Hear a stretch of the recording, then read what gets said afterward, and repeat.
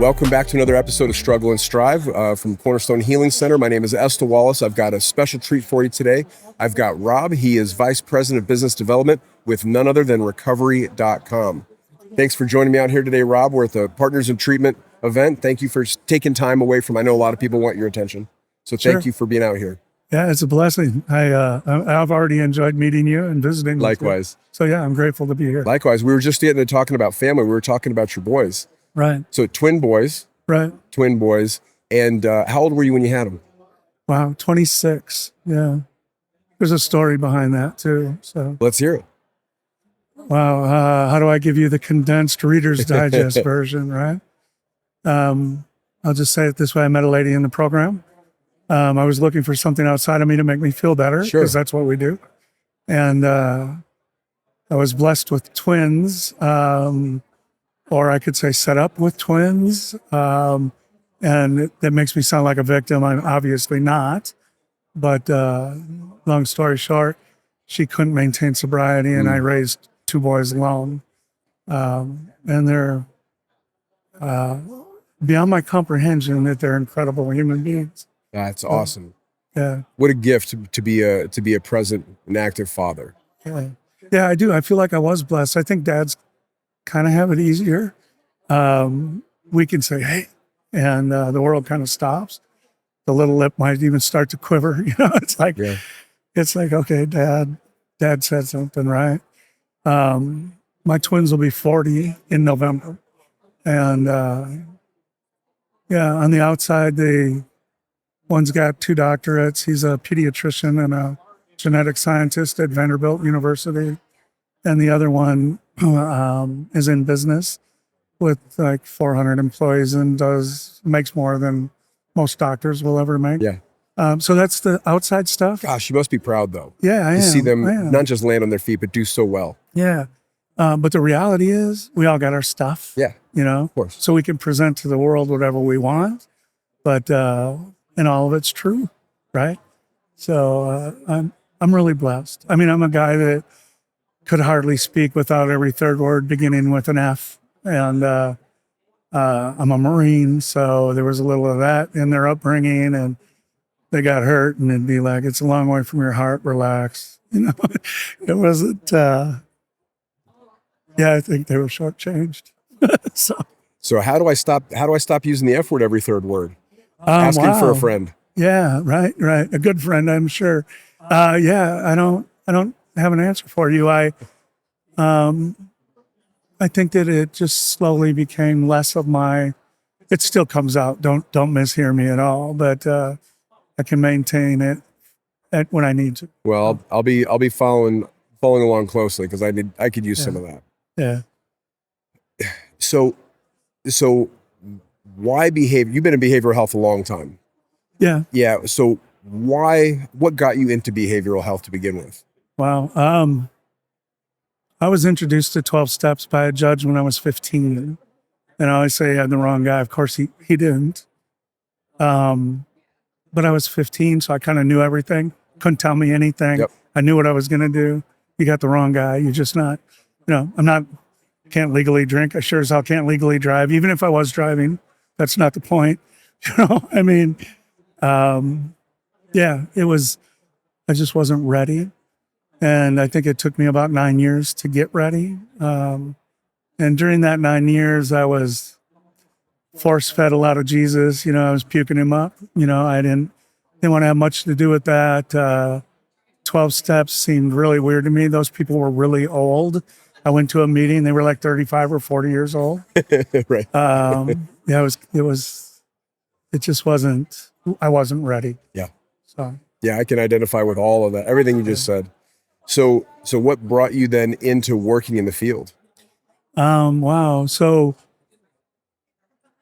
my journey in 12 steps took me somewhere. I was anti-God. All the wars were religious. Some king wrote a book. Nobody can live by it. Why bother? I mean, I had all kinds of preconceived ideas and you're preaching to the choir, no pun intended. Yeah, I was pretty anti everything, and I was angry. I don't think if you knew me, you'd think, oh, he's an angry dude. there were moments where you'd say he's an angry dude, but generally speaking, I don't think it showed up. But inside, I was cooking with it. I mean, I was running with it, and I heard a lot of things I didn't want to hear.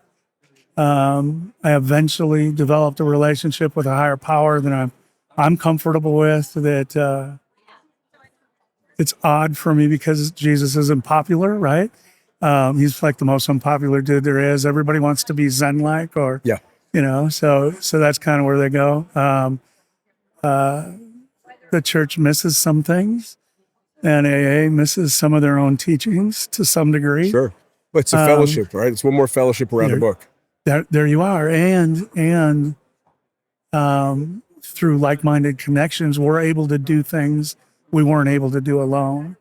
So my walk evolved over the years. I became a judge in a small town in Wisconsin. I had a good friend that was an associate pastor at a church, and we golfed and fished and hunted and hung out. And his family owned a treatment facility in Northern California, and I had studied the big book in depth. Like when I say studied, I mean there were a couple of guys back then called Joe and Charlie, and they had the big book. I went and met Joe and Charlie. Ooh, you met them? Yeah, it's legendary. I've listened to a lot of their tapes. Yeah, I had to know more, So I'm kind of I'm in or I'm out, or I'm all or I'm nothing. And so we would have a lot of conversations about this treatment facility, and the family decided that it was time to make a move. Either the next generation was going to take it over, or they were going to sell. And so Mick, my buddy, said he would do it. And as we were loading his truck, and he said, "I'm going to call you and ask you to come out." And I thought, well, that's great. He's a buddy. I love him. It's a nice thing to say. Didn't have any expectations. And that's something I learned not to, you know what I mean? But I think it was 60 days in, and he called me and said, "Will you come out and take a look at this?" So I ended up running a program in Northern California. And that's how it all came to be. How long were you at that program? I was there for 4 years. The first 2 with the Duffy family. So it's Duffy's Napa Valley Rehab in Northern California. And then they did sell to Acadia. So I was with Acadia for a couple of years. And then I joined the Duffys again in Kentucky to do a startup IOP. So that's how it kind of all began. At Duffy's, the guys that did my marketing are the 2 co-founders of recovery.com. So these guys are young and brilliant, and brilliant. And you could do a Google search, a branded search for Duffy's Napa Valley, and end up on a platform that would misdirect you. They wouldn't tell you that you hadn't reached where you wanted to go. And and when you said, "Hey, I thought I was calling Duffy's," they'd say, "Oh man, but they're full." But after talking to you, I got a great place for you. So they would misdirect you. And we thought, you know what? It's deceptive. It's not right. Yeah. And there's still some of that shady stuff going on. Yeah. I've experienced a little bit of it in the 8 years I've been doing this. Yeah. Anyway, our co-founders decided we can build a platform that looks better than any one of them. And we can list everybody for free, kind of like the yellow pages of old. And if you find the center that you want to reach out to and you dial the phone number, you get the admissions team. There's no middleman. There's no funny business. Yeah, it's just straight up. What does the patient journey look like? So that's the goal. I mean, really, that's the North Star. And how long has recovery.com been around? Wow. So the LLC, or the bank account, was open in 2017. Okay. But we didn't really start marketing until 2020. Well, I'll happily let you know that I've been a customer since you guys were like a year in. Yeah. Very good. Very good. Yeah. Yeah. I'll have to go look at your data and make sure I'm performing well. Yeah, please do. Yeah. Give us some extra preferential treatment. That'd be great. If I only had that wand. Yeah, that's great. Well, what recovery.com does so well is, like you just explained, it creates an index that's a middle ground. Yeah. It's a third space where I don't need a broker. I don't need somebody that's going to be in the middle of it. I don't need somebody misdirecting me. I have found a GMB, a Google My Business profile, said Cornerstone Healing Center on it, an address I don't know, phone number I don't know. I call the number. They say Cornerstone Healing Center. I say, I'm looking for treatment. What are my options? Do you have anything in Scottsdale? They say, no, we don't have it. Everything we have in Arizona is full. So we don't even have in Arizona. They said, we've got a place in Kentucky. We've got another place over here in Tennessee. And yeah, I immediately flagged them and reported them. And I thought, man, this is wild. Yeah. This is wild. I have been in a CEO's office, an owner's office, and he did it for me while I sat there. I think the worst part for me is even when I first came into the business, they were lives, you know? Mm-hmm. 1,000%. Everybody's somebody's kid. Right. And somebody's mom, somebody's dad. Yeah. That's the we talk about in the industry, we talk about stigma a lot. I think, when we're referencing the public or first responders, they get compassion fatigue, but you can, it's similar in business. You can look at the metrics or the KPIs and you can treat them like numbers, and they're not, they're people. It's actually, you took me right where I wanted to go. I struggled because I had these numbers that I had to report and these things I had to do. And it was like, we're talking about numbers. And I saw the dude check in today. Yeah. I know that dude's mom. Yeah. I'm a 12-stepper, right? I'm in the recovery community. I can't tell you how awkward it is when a guy who's been sober 5 or 10 years longer than me, somebody that I consider iconic in our local community, comes to me after a meeting and says, hey, I need you to if you can take him, I want you to take my son. And I'm like, no pressure. Right. Yeah. And that's happened a dozen times. I really had to find a balance. I came to terms with the idea, I'm going to just say it this way, that if I don't run this business well, I can't serve anybody. But if I run this business well, I can serve even more people. That's right. So, but yeah, it was transition. When you guys have a platform that allows you to help so many people at scale, and that solves a huge problem for our society. It solves a huge problem spiritually. It helps in every single way. Alcoholism and drug addiction and primary mental health destroys families. Absolutely. I mean, just about everybody I touched. Yeah, it absolutely does. And now the scale is even greater. I mean, we have over 1 million people a month looking for help. I mean, all over the world. So when they've got a safe, legitimate source where they can find all the information themselves. Yeah, it's crazy to me that, and then when I think about percentages, we're not even reaching a fraction of what's out there. Well, and my heart aches for the 12-year-old or 15-year-old or 16-year-old who's taking his first drink today, who's going to call you in 6 or 10 years. Yeah. If he makes it that long. Yeah. Yeah. I don't want to get too deep into all of this, but I think that we do have childhood trauma. I don't, or the ACEs or all the things that we talk about, but I'm going to make a bold statement, live, right?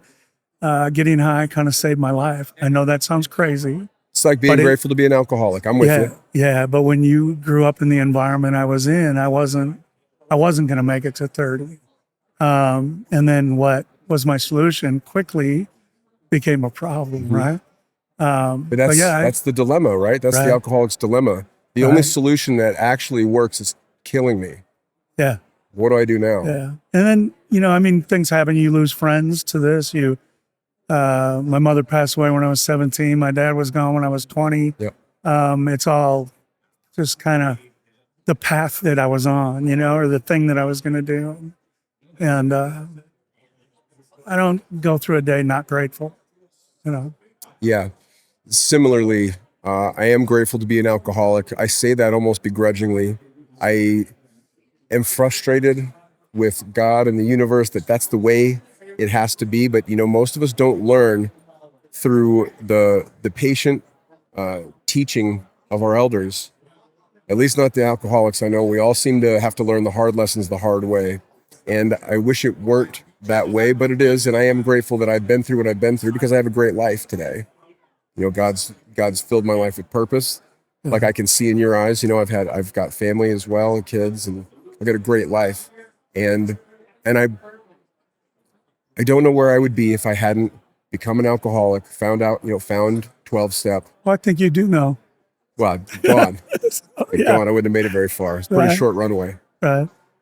I think about, the big book, even it's, they talk about a spiritual experience at the back of the book. And even that pissed me off. Yeah. It's like, I don't like any of that stuff. how come Bill had, the wind blowing up his nightie or whatever, you know what I mean? And, I'm going to repeat that one. That's and good. here I am praying and nothing seems to be happening. And so mine was the educational variety. It took me years to come to terms with my higher power or to find a home even in a church. Yeah. I mean, and that's kind of where I live now. I mean, I'm not, they wouldn't want me to witness for them. I shouldn't say it that way. They probably would. But yeah, the Effenheimer will fly or something. And it's like, oh, we don't do this, but yeah, it took me a long time. Yeah. Well, thank God for AA and thank AA for God. I mean, your life, like so many people, but you sitting right here in front of me, what a testimony to God working through horrible circumstances to bring about a life that wasn't just worth salvaging, but has gone on to lead so many people. Right. I don't know. You said 1 million a month are searching for help? Yeah. To help millions of and people. it's just a fraction. I mean, it's a single percentage points of the people that need help that are looking for, Yeah, so what an incredible story that what you've been through has set the stage for you to then help millions of people, millions upon millions find help. So we track admissions for two reasons. One is that at the end of the day, you need a return on your ad spend. So we need to know that you're doing well. We don't, a lot of platforms out there, even Google to some degree, and I recommend Google. You're not going to get away from the giant, right? Yeah. But it's kind of a pay and pray, you know what I mean? It's like I put up this money every month and I hope that everything works out. We really try to develop partnerships where we sit down and we talk about what's working, what isn't working, and how can we perform better? How can we reach the right client for your organization? Mm-hmm. What demographics are you looking for? And then dig in and figure out what we can do. So it's more of a partnership. Yeah. I love what I do. I absolutely love it. I could tell. Yeah. That's great. And so incredible that not only get to help so many people, you love what you do. Yeah. Man, it has been an absolute honor and pleasure to meet you here today. Even though they won't know who I am, please tell your boys I said hello. I will. And I wish them happy birthday in November. Yeah. I want to thank you. I don't do this very often. First time ever. First time, or you're natural? No, not really, but thank you. I appreciate the time. I love learning more about your center and doing my research on what you guys do. Right on. Now I can go dig into data. And let me know if there's anything we can do to collaborate even further. I really appreciate you coming out today, Robb. Thank you. I hope your day is blessed, man. Likewise. All right.